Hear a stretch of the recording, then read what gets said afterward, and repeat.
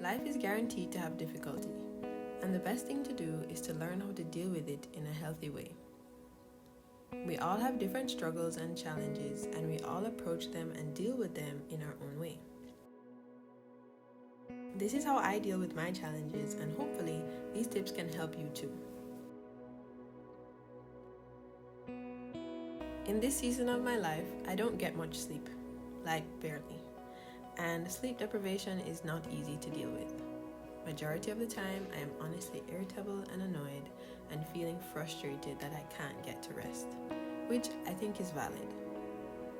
Today was a rather trying day, and so, as my sister would call it, I had to pull on my nourishment list. These are just a list of things you can do for yourself that help nourish you. Whether that's exercising or taking a nap, lying down in the dark and listening to the sounds. Today, I'm going to make some cocoa in the dark, and yes, I can see just fine. I decided to use a kerosene lamp as my light, and I think it looks rather cozy. In general, I prefer to be in the dark because I feel more relaxed. Bright lights are very unpleasant to me. I'm really not making this cocoa for myself. I honestly just like making things and putting them in jars and bottles, and also filming it. So making this video is really what my nourishing activity is.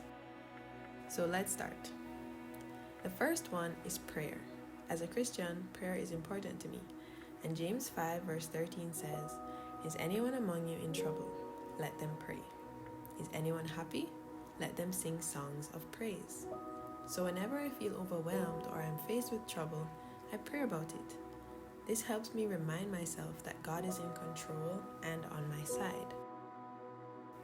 Number 2, rest.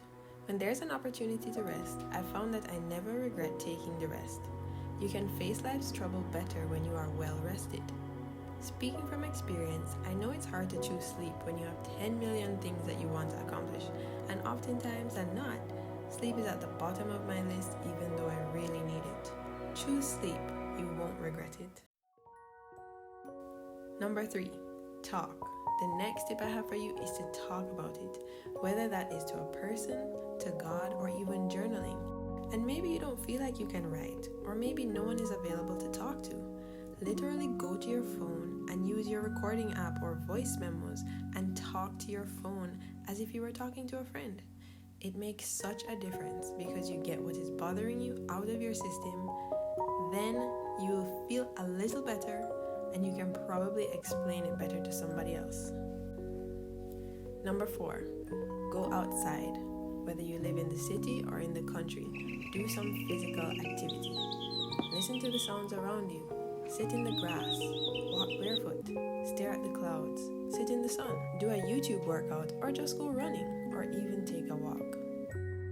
Number 5, gratitude. Be grateful for what you have and who you have. In the midst of trouble, it's easy to be angry and think that nothing is going right, when really it's the other way around. There are lots of things that are okay and a few things that are going wrong.